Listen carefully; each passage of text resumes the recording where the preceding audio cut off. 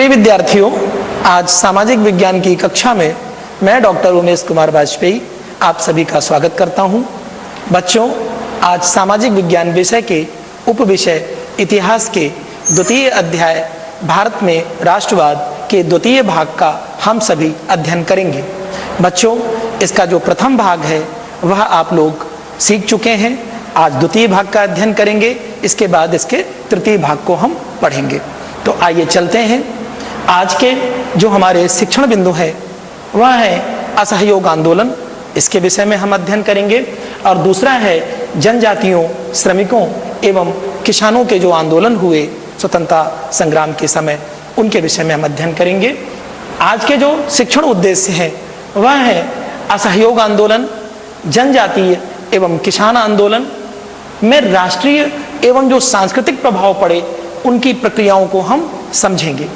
समाज के विभिन्न वर्गों पर इन आंदोलनों का क्या प्रभाव पड़ा, इसका मूल्यांकन भी हम करेंगे।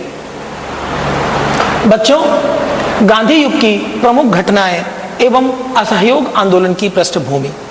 गांधी युग, जैसा कि पूर्व में हमने आपको बताया था कि 1919 लेकर 1947 तक का जो कार्यकाल खंड है उसे हम गांधी युग के नाम से जानते हैं। बच्चों, ये जो असहयोग आंदोलन हुआ, तो सबसे पहले इसके नाम के विषय में जानते हैं कि इसका नाम असहयोग आंदोलन क्यों पड़ा। बिल्कुल बच्चों, किसी का सहयोग न करना अर्थात उसका असहयोग करना। तो किसका असहयोग करना था? अंग्रेज जो हमारे ऊपर हमारे मालिक बने बैठे थे और हमारा शोषण कर रहे थे, तो हमें उनकी गलत नीतियों का असहयोग करना था। उनके किसी भी गलत कार्य का हमें असहयोग करना था। और इस असहयोग को करने के लिए गांधी जी क्यों मजबूर हुए? क्योंकि अंग्रेजों ने प्रथम विश्व युद्ध के बाद हमारे ऊपर जिस प्रकार से शोषण की झड़ी लगा दी, उसके आगे फिर दूसरा रास्ता नहीं बचता था। तब गांधी जी ने कहा कि यह गूंगी और बहरी निकम्मी सरकार है अंग्रेजों की, जो किसी भी सही बात को ये नहीं समझते, अतः हर स्तर पर अब इनका असहयोग किया जाएगा। और इस आंदोलन को गांधी जी ने असहयोग आंदोलन नाम दिया। यह ऐसे प्रारंभ नहीं हुआ बच्चों, इसको प्रारंभ करने के पहले इसका कुछ एक पृष्ठभूमि बनी। क्या पृष्ठभूमि बनी? जैसा कि पूर्व के भाग में हम पढ़ चुके कि एक रॉलेट अधिनियम, काला कानून बना था, जिसे बिना वकील, बिना अपील, बिना दलील का कानून कहा गया था, जिस अधिनियम के विरोध स्वरूप जलियांवाला बाग हत्याकांड हुआ था और जिसमें हजारों की संख्या में निर्दोष निहत्थे लोग मारे गए थे। बच्चों, उसी पृष्ठभूमि में फिर क्या हुआ कि इस जलियांवाला बाग हत्याकांड और रॉलेट अधिनियम के विरोध स्वरूप कलकत्ता का सितंबर 1920 में कांग्रेस का अधिवेशन हुआ, जिस अधिवेशन में यह निर्णय लिया गया कि अब अंग्रेजों के विरुद्ध किसी कीमत पर असहयोग करना है, और उस असहयोग प्रस्ताव रखा गया। बच्चों, उसी वर्ष दिसंबर 1920 में नागपुर, महाराष्ट्र में जो कांग्रेस का वार्षिक अधिवेशन होता था, प्रतिवर्ष होते थे, तो जो वार्षिक अधिवेशन था वो नागपुर में हुआ दिसंबर 1920 में। और उसमें जो ये प्रस्ताव था असहयोग आंदोलन का, इसे सर्वसम्मत से स्वीकार किया गया। और क्या निर्णय लिया गया कि अब तक जो हमारी मांग थी स्वशासन की कि नहीं हमें स्वयं शासन करने दिया जाए, वह मांग अब नागपुर अधिवेशन में बदल करके स्वराज हो गई। बच्चों, दोनों में अंतर है। स्वराज का तात्पर्य है कि हम स्वयं अपना राज्य करना जानते हैं, हम स्वयं राज्य करेंगे। अर्थात स्वराज की भी कुछ लक्ष्य निर्धारित किए गए कि यह स्वराज चाहे तो हमें अंग्रेजों के मध्य में मिले, अर्थात अंग्रेजों की हुकूमत के मध्य मिले, उनके अंदर मिले, या हमें इसके बाहर भी जाना पड़े, अर्थात अगर अंग्रेजों के विरुद्ध हमें अगर आगे जाकर के हमें यह लक्ष्य पाना है तो भी हम तैयार हैं। और यह स्वराज का लक्ष्य नागपुर अधिवेशन में घोषित किया गया। आगे चलते हैं बच्चों, ये दो चित्र हैं। पहले चित्र में देखिए, ये एक सज्जन है जो कपड़े पकड़े हुए हैं और बहिष्कार कर रहे हैं। वस्त्रों की होली लगाई जा रही है और वस्त्रों का बहिष्कार कर रहे हैं। ये वस्त्र कौन से हैं? विदेशी वस्त्र हैं, क्योंकि स्वदेशी का अब भाव जागृत किया गया था कि स्वदेशी अपनाएंगे। और नीचे देखिए एक बहुत बड़ा चरखा लगा हुआ है और उस चरखे में सूती धागा काता जा रहा है, खादी बनाई जा रही है। तो यह असहयोग आंदोलन हमारा है जो 1920 से नागपुर अधिवेशन के बाद तुरंत प्रारंभ हो गया और 1922 तक चला। बच्चों, आगे हम देखते हैं कि असहयोग आंदोलन में करना क्या क्या था। अभी हमने बताया कि असहयोग में हमें अंग्रेजों के प्रत्येक गलत नीति का हमें असहयोग करना था, उन्हें सहयोग प्रदान नहीं करना था, क्योंकि सहयोग करते करते हम थक चुके थे और उन्होंने हमें बदले में कुछ नहीं दिया था शोषण के सिवा। अब क्या किया? असहयोग आंदोलन में गांधी जी ने और कांग्रेस ने दो प्रकार की नीतियां अपनाई कि एक तो हम रचनात्मक कार्य करेंगे और दूसरा नकारात्मक कार्य करेंगे। रचनात्मक कार्यों में क्या क्या था? पहला, राष्ट्रीय विद्यालय, राष्ट्रीय जो माध्यमिक विद्यालय हैं, पाठशालाएं, उनको खोलना। दूसरा, पंचायती अदालतों की स्थापना करना। क्यों? जब हमें सरकारी विद्यालयों का विरोध करना था तो फिर हमारे बच्चे शिक्षा कहां ग्रहण करेंगे? हम अशिक्षित तो नहीं रहेंगे। तो ऐसे में क्या करना था कि जो राष्ट्रीय विद्यालय थे उनकी स्थापना शुरू की गई और जो सरकारी न्यायालय थे उनका भी विरोध करना था। तो ऐसे में हमारा जो निर्णय होगा वो कौन करेगा? तो उनके लिए पंचायती जो न्यायालय थे उनकी स्थापना करनी थी। बच्चों, अस्पृश्यता का अंत करना था। अस्पृश्यता का तात्पर्य क्या होता है? छुआछूत। हम कहते हैं ना कि आप हमें मत छुइए, आप छोटे हैं, आप बड़े हैं। तो उस अस्पृश्यता का अंत भी किया गया और उसकी घोषणा की गई कि कोई भी आपस में छुआछूत नहीं करेगा, क्योंकि हमारे अंदर यह सामाजिक बुराई के रूप में थी। दूसरा, हिंदू मुस्लिम एकता। जैसा कि पहले ही हम पढ़ चुके हैं कि जो खिलाफत आंदोलन हुआ था वह हिंदू मुस्लिम एकता का एक अच्छा उदाहरण प्रस्तुत हुआ था। बाद में वह खिलाफत आंदोलन गांधी जी के असहयोग आंदोलन में आकर के शामिल हो गया था। स्वदेशी का प्रसार किया गया। हमने यह प्रसार किया कि हम प्रत्येक वस्तु और वस्त्र स्वदेशी अपनाएंगे, स्वयं बनाएंगे, स्वयं पहनेंगे, स्वयं बनाएंगे, स्वयं खाएंगे। हम किसी भी विदेशी वस्तु को हाथ नहीं लगाएंगे और जो कताई बुनाई है वो अपने घर में करेंगे। तो ये तो हमारे रचनात्मक कार्य थे। अब है नकारात्मक कार्य। क्या क्या किए? नकारात्मक कार्यों में था कि जितनी सरकारी उपाधियां थी, जो हमें प्रशस्ति पत्र मिले थे, सम्मान मिले थे, उन्हें हमें लौटाना था। जैसे रॉलेट अधिनियम के बाद, जलियांवाला बाग हत्याकांड के बाद जो हमारे रविन्द्रनाथ टैगोर जी थे उन्होंने अपना जो है उपाधि त्याग दी। बहुत सारे लोगों ने अपनी उपाधियां त्यागी। तो वही काम करना था कि सरकारी उपाधियां लौटानी थी और सरकारी प्रशस्ति पत्रों को लौटाना था।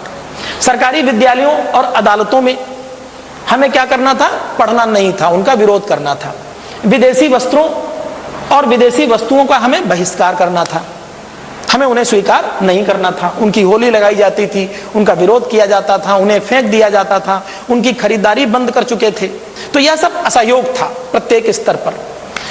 स्वदेशी का प्रचार किया गया कि नहीं, हम तो स्वदेशी अपनाएंगे, जो हमारे देश में निर्मित होगा हम उसी को अपनाएंगे। थोड़ी कठिनाई अवश्य हमें होती थी, लेकिन हमारा यह दृढ़ संकल्प था। हम राष्ट्रवाद की भावना में बंध चुके थे, तो हमें यह काम करना था। फिर सरकारी उत्सवों का भी बहिष्कार करना था कि कोई भी सरकारी उत्सव होंगे उनमें हम शामिल नहीं होंगे। फिर अवैतनिक पदों पर, जो ऐसे पद थे कि जो अवैतनिक थे, उन पदों से हमें त्यागपत्र देना था। स्थानीय जो निकाय थे उनमें जो नामांकित पद थे हमें उनसे भी त्यागपत्र देना था। तो यह हमारे रचनात्मक और नकारात्मक कार्य थे जो हमें असहयोग आंदोलन के दौरान किए गए, हमारे द्वारा किए गए। बच्चों, असहयोग आंदोलन जिस समय चल रहा था तो असहयोग आंदोलन राष्ट्रव्यापी हो चुका था।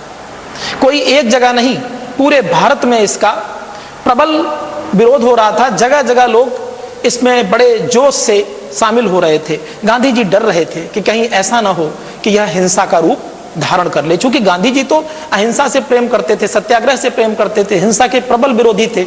ऐसे में मोपलाओं ने केरला में क्या किया कि 1921 में मोपलाओं ने विद्रोह कर दिया, काटमार मचा दी। गांधी जी को भय हुआ कि ऐसा न हो कि लोग हिंसा का मार्ग अपना लें और हमारा जो ये पवित्र जो एक शुरुआत है, अंग्रेजों का जो विरोध है, वो पीछे छूट जाए। इसी को सोच रहे थे गांधी जी कि इसी के मध्य में एक बड़ी घटना घट गई। उत्तर प्रदेश में गोरखपुर जनपद के चौरी चौरा नामक स्थान पर उग्र भीड़ ने सैकड़ों की संख्या में सिपाहियों को, सैनिकों को घेर कर और कोठरी में आग लगा दी, जिसमें करीब 22 से 23 सिपाही मृत्यु का शिकार हुए। और इस बात का बहुत बड़ा प्रभाव पड़ा। गांधी जी को जब यह घटना पता चली और यह घटना चौरी चौरा कांड के नाम से इतिहास में जानी जाती है, जो 5 फरवरी 1922 को घटित हुई। बच्चों, इस घटना से गांधी जी अत्यंत दुखी हुए, क्योंकि वह हिंसा नहीं चाहते थे। उनका मार्ग बड़ा पवित्र था। वो चाहते थे कि हमारा जो साध्य है उसके साधन भी पवित्र हों, और इस बात से दुखी होकर के 12 फरवरी 1922 को गांधी जी ने अपना असहयोग आंदोलन वापस ले लिया। बच्चों, निश्चित रूप से यह एक बुरा दिन था। क्यों? गांधी जी ने जब असहयोग आंदोलन वापस लिया तो उस समय जनता का जो जोश था वो चरम पर था, लेकिन चूंकि गांधी जी हिंसा नहीं चाहते थे इसलिए वापस लिया। सुभाष चंद्र बोस जैसे बहुत से ऐसे लोग हैं जिन्होंने इस बात से नाराजगी जाहिर की कि जब हमारा जोश चरमोत्कर्ष पर था उस समय इस आंदोलन को वापस लेना यह हमारे लिए बहुत ही खतरनाक साबित हुआ। तो यह चौरी चौरा घटना का एक दृश्य है। आप देख रहे हैं किस तरीके से कोठरी जल रही है और इसके अंदर जो अंग्रेज सैनिक थे वो मारे गए थे। तो आगे हम देखते हैं। बच्चों, हम लोग एक चर्चा कर लेते हैं कि हमने जो अभी पढ़ा, जो अध्ययन किया, उसमें क्या सीखा। मान लीजिए असहयोग आंदोलन आपके समय में हो रहा हो और आप सरकारी स्कूल में पढ़ते हैं, तो आप विद्यार्थियों को इस आंदोलन से कैसे जोड़ेंगे? आप छोटे बच्चे हैं, आप अगर सरकारी स्कूल में पढ़ते हैं और असहयोग आंदोलन के समय आपका यह स्थिति होती तो आपसे कहा जाता तो आप कैसे जोड़ते? बिल्कुल सही है बच्चों, आप पोस्टर के द्वारा, स्लोगन के द्वारा आप जो है अपने जो साथी थे उनको प्रोत्साहित करते कि नहीं, अंग्रेजों की गुलामी हमें स्वीकार नहीं करनी, आइए हम विदेशी हटाएं और स्वदेशी अपनाएं। हम अपने स्वदेशी विद्यालयों में पढ़ेंगे, स्वदेशी वस्तुओं को ग्रहण करेंगे, स्वदेशी वस्तुओं को, खाद्यान्नों को हम खाएंगे, हम जो कुछ है हम अपना करेंगे, हमें विदेशी वस्तुएं और विदेशी संस्थाएं नहीं चाहिए। कुछ इसी तरीके से आप सहयोग करते अपने छात्रों को, साथियों को बुलाकर। आगे चलते हैं। बच्चों, आंदोलन के भीतर अलग अलग धाराएं, यह जो आंदोलन था असहयोग आंदोलन, इसमें कोई एक धारा नहीं थी, सब अलग अलग थे। व्यापारियों का अपना अलग सोचना था, किसानों का अपना अलग सोचना था, जमींदारों का अपना अलग सोचना था, जो बागान मजदूर थे उनका अलग सोचना था, व्यापारी वर्ग का अपना अलग सोचना था। तो सबकी अपनी अपनी विचारधाराएं थी, लेकिन फिर भी यह जो आंदोलन था राष्ट्रव्यापी था। तो उसी को हम समझेंगे कि शहरी क्षेत्रों में आंदोलन का क्या प्रभाव रहा। बच्चों, शहरी क्षेत्र में जब यह आंदोलन फैला तो सबसे पहले मध्यम वर्ग ने इसमें अपना सहयोग प्रदान किया। बड़ी मात्रा में जो सरकारी विद्यालय थे, माध्यमिक विद्यालय थे, महाविद्यालय थे, उनको बंद किया गया, उनमें ताला पड़ गया और उनमें पूरी तरीके से बहिष्कार कर दिया गया। वकील जो थे उन्होंने, हजारों की संख्या में ऐसे वकील थे जिन्होंने वकालत करना छोड़ दिया, न्यायपालिका जाना छोड़ दिया। सैकड़ों की संख्या में, हजारों की संख्या में ऐसे कर्मचारी थे जिन्होंने सरकारी पदों से त्यागपत्र दे दिया। बहुत से ऐसे लोग थे जिनको अंग्रेजी सरकार ने तमाम प्रशस्ति पत्र, तमगे और उपाधियां दे रखी थी, उन्होंने अपना सब त्याग दिया। महिलाओं ने, जो शहरी महिलाएं थीं, जो कभी अपने घर से बाहर नहीं निकलती थीं, बड़े घरों की महिलाएं, उन्होंने भी इसमें बढ़ चढ़ के हिस्सा लिया। तो शहर में, जो शहरी क्षेत्र था उसमें यह आंदोलन इस प्रकार से सफल रहा, क्योंकि जगह जगह होता क्या था, जो महिलाएं थीं वो निकलती थीं और जो मद्य की दुकानें थीं, शराब की दुकानें थीं, उन पर जाकर के धरना देती थीं, उन दुकानों को बंद कराया जाता था।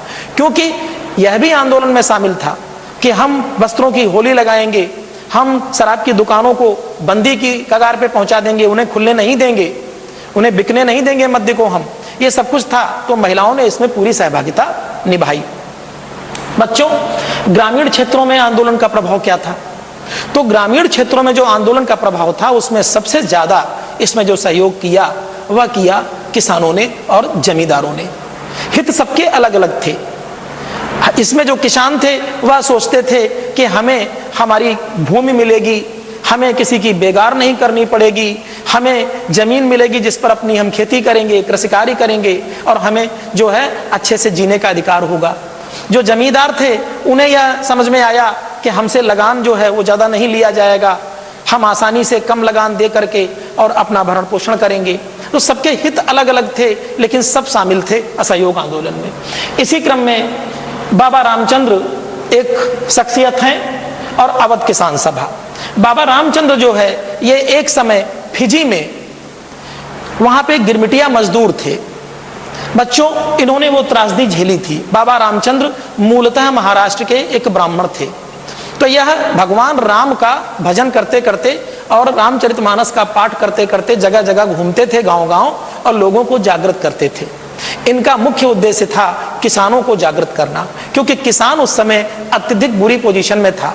बच्चों, बाबा रामचंद्र गांव गांव जाते। मुख्य इनका जो क्षेत्र था प्रचार का वो अवध क्षेत्र था। प्रतापगढ़, फैजाबाद, सुल्तानपुर, सीतापुर, ये आसपास का जो क्षेत्र था ये बाबा रामचंद्र का क्षेत्र था। यहाँ इन्होंने कृषकों को जागृत किया कि बेगार मत करो, छुआछूत का जो बैर है उसे खत्म करो, ऊंच नीच की भावना को खत्म करो, इस तरीके से, और जो जमींदार हैं उनका विरोध करो। क्योंकि बाबा रामचंद्र का जो मुख्य मुद्दा था वो किसानों और जमींदारों के जो बीच में द्वंद्व था उसको लेकर के था। क्योंकि जमींदार क्या करते थे? किसानों का शोषण करते थे। तो बाबा रामचंद्र जो है ये एक ऐसे व्यक्ति के रूप में उभर के आए जो किसानों के मसीहा बने। थोड़े समय के बाद बाबा रामचंद्र से जवाहरलाल नेहरू जी मिले और उन्होंने बाबा रामचंद्र जी के आंदोलन को क्या किया? असहयोग आंदोलन में शामिल कर लिया। थोड़े समय के बाद बाबा रामचंद्र भी असहयोग आंदोलन में मिल गए और उसी दिशा में चल दिए। तो बच्चों, बाबा रामचंद्र जी के द्वारा अवध किसान सभा की स्थापना की गई थी 1920 में, और कालांतर में चल के यह अखिल भारतीय किसान सभा का इसने स्थान लिया था। बच्चों, नाई धोबी बंद का फैसला, या नाई धोबी बंद का फैसला जो है प्रतापगढ़ के आसपास इसी का एक अंग है अवध किसान सभा का। इसमें यह निर्णय लिया गया कि जो जमींदार हैं उनके घर में जो नाई और धोबी काम करने जाते हैं, जिनसे वो बेगार कराते हैं, बदले में उनको किसी प्रकार का वेतन नहीं देते, पैसा नहीं देते, तो उनकी सेवा बंद कर दी जाए, और इसी को नाई धोबी बंद का फैसला कहा गया। बच्चों, गुडेम की पहाड़ियों का संघर्ष एवं अल्लूरी सीताराम राजू को फांसी, यह भी एक ऐसा आंदोलन था जिसे गुरिल्ला युद्ध कहा जाता था। यह जो आंध्र प्रदेश है, आंध्र प्रदेश की पहाड़ियों में, वहां पर भी अंग्रेजों ने क्या किया कि जंगलों में जाने से प्रतिबंधित कर दिया किसानों को। अब किसानों की जो आय का स्रोत था वो लकड़ियां था, वहां के जो कंदमूल फल थे जिनसे भरण पोषण चलता था, अंग्रेजों ने वहां के जो जंगल थे उनको प्रतिबंधित कर दिया कि किसी भी प्रकार की यहाँ पे कोई इंसानी गतिविधि नहीं होगी, और इससे किसान वहां के बहुत असंतोष में थे। तो वहां एक व्यक्ति था अल्लूरी सीताराम राजू। वहां के किसान जो है उनके मन में ऐसा था कि अल्लूरी सीताराम राजू एक दिव्य आत्मा है और उनके अंदर दैवीय तत्व हैं और वो सब कुछ सही कर देंगे। तो अल्लूरी सीताराम राजू को दैवीय शक्तियों से मिला हुआ एक ऐसी शख्सियत के रूप में किसान जानते थे कि वह हमारे लिए रक्षक का काम कर रहे हैं। बच्चों, अल्लूरी सीताराम राजू ने गांधी जी का अनुसरण किया और गांधी जी के पद चिन्हों पर चले, लेकिन थोड़े समय के बाद अंग्रेजों ने अल्लूरी सीताराम राजू को पकड़कर 1924 में फांसी पर चढ़ा दिया। बच्चों, ये जो हमारे जो ये गुडेम पहाड़ियों का संघर्ष है ये गुरिल्ला युद्ध था। गुरिल्ला युद्ध क्या होता है? अर्थात छिप करके वार करना, सामने आकर के नहीं। यह लोग सामने वार नहीं करते थे, छिप करके अंग्रेजों पर प्रहार करते थे। इसी को कहा जाता है गुरिल्ला युद्ध। बच्चों, असम के बागान मजदूरों का आंदोलन यह क्या था? असम में बागान मजदूर थे, तो जो अंग्रेज थे उन्होंने क्या किया कि बागान मजदूरों को अपने एक सीमित दायरे में, बाउंड्री के अंदर कैद करके रखते थे। उन्हें घर जाने को नहीं मिलता था, स्वतंत्रता नहीं मिलती थी, नजरबंदी थी एक तरीके से।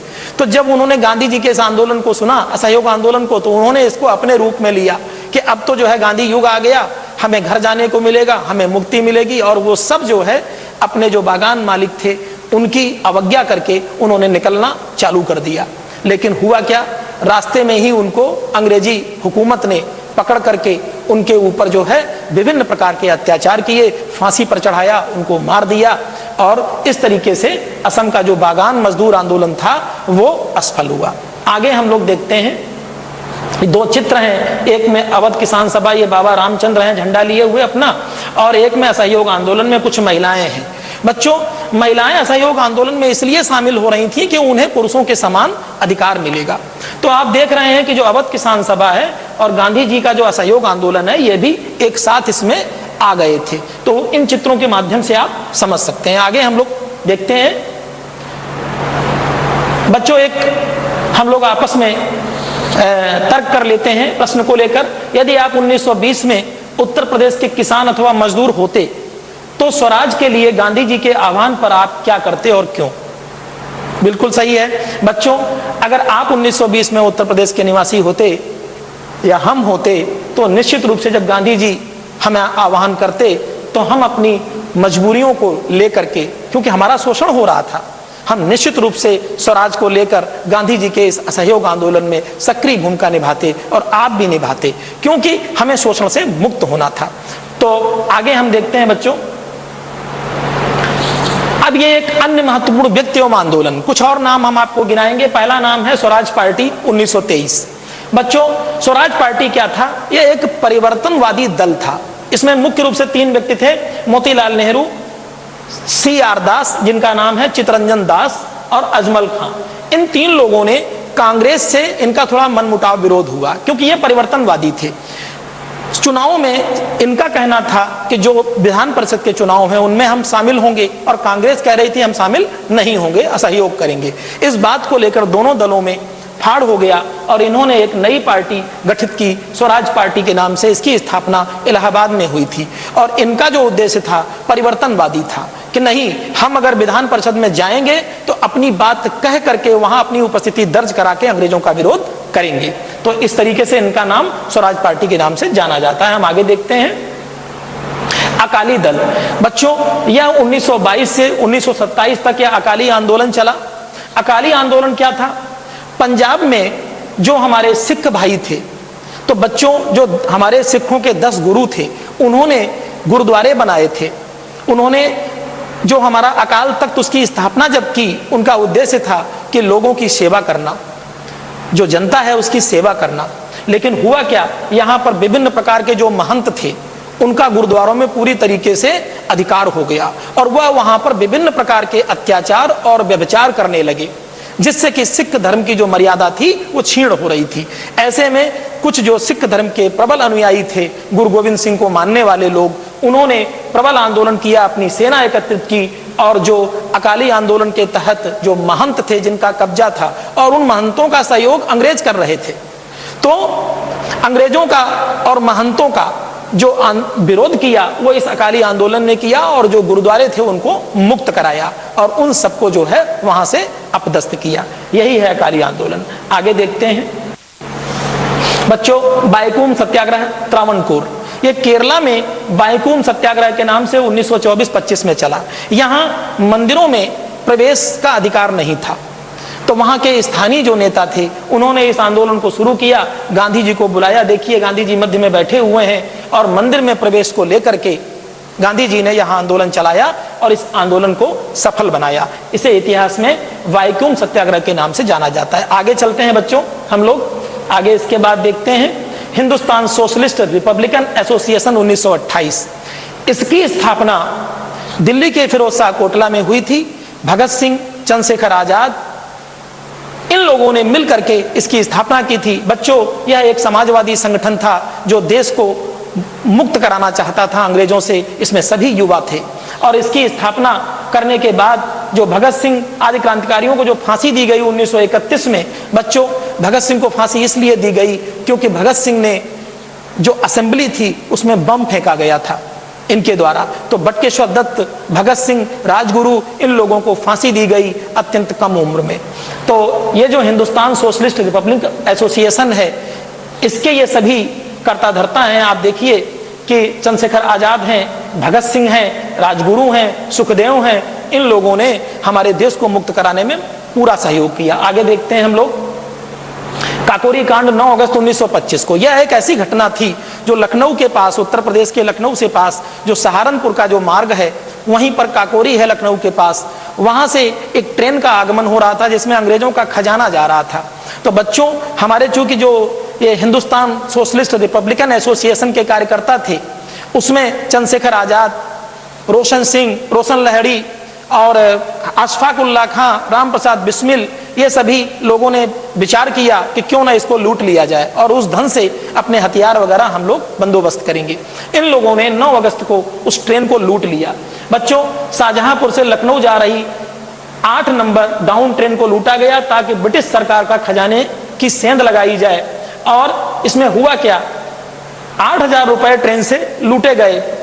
राम प्रसाद बिस्मिल, अशफाकुल्ला खान, राजेंद्र लाहिड़ी, चंद्रशेखर आजाद और सचिंद्र बख्शी, ये लोग थे इसमें। इनमें हुआ क्या कि ज्यादातर लोगों को फांसी दी गई। एकमात्र व्यक्ति थे चंद्रशेखर आजाद जो इससे बच करके निकलने में सफल हुए। तो बच्चों, इस तरीके से जो काकोरी कांड की घटना है वो इतिहास में दर्ज है। आगे हम लोग चलते हैं, एक प्रश्न ले लेते हैं। राष्ट्रवादी आंदोलन में सक्रिय भूमिका निभाने वाले ऐसे क्रांतिकारियों के नाम बताएं जिन्हें अंग्रेजों ने अल्प आयु में फांसी पर चढ़ा दिया। बहुत नाम है बच्चों, आप बिल्कुल इनको जानते हैं। अभी हमने चर्चा की कि भगत सिंह 23 वर्ष की उम्र में फांसी पर चढ़ाए गए। सुखदेव हैं, राजगुरु हैं, जतिन दास हैं, बहुत सारे ऐसे लोग हैं जिनको अंग्रेजों ने निर्दोष लोगों को फांसी पर चढ़ा दिया। आगे हम लोग देखते हैं बच्चों, हमारे इसी क्रम में बच्चों, जो आज का गृह कार्य है, अभी हम लोगों ने जितना भी पढ़ा, शुरुआत से लेकर असहयोग आंदोलन से लेकर के और अब तक विभिन्न प्रकार के असहयोग आंदोलन कहाँ कहाँ चला, गांवों में कैसे चला, शहरों में कैसे चला और उसमें क्या क्या किया गया, कौन से रचनात्मक कार्य थे, कौन से नकारात्मक कार्य से, हमने सब चर्चा की कि हमें विदेशी वस्तुओं का बहिष्कार करना था, स्वदेशी को अपनाना था, सरकारी जो विद्यालय थे उनका बहिष्कार करना था, न्यायपालिका का बहिष्कार करना था और हमें अपने स्वदेशी विद्यालयों में अध्ययन करना था, हमें अपनी पंचायत के माध्यम से फैसले लेने थे, आदि आदि हम लोगों ने पढ़ा। और जो विभिन्न आंदोलन थे, इसके अलावा काकोरी कांड हुआ, स्वदेशी जो हमारा आंदोलन है उसे हमने आगे बढ़ाया, स्वराज्य जो हमारा लागू हुआ उसे हमने पढ़ा। तो इस तरीके से जो भी कुछ सीखा हमने, अब उसी से संबंधित गृह कार्य आपको मिलता है। गांधी जी द्वारा चलाए गए असहयोग आंदोलन से आपने क्या सीखा, आपको यह करके लाना है। बच्चों, जलियांवाला बाग हत्याकांड क्यों हुआ था उसके विषय में आपको बताना है। अवध किसान सभा का उद्देश्य क्या था, काकोरी कांड क्या था उसके विषय में आपको बताना है। स्वराज पार्टी का गठन किसने किया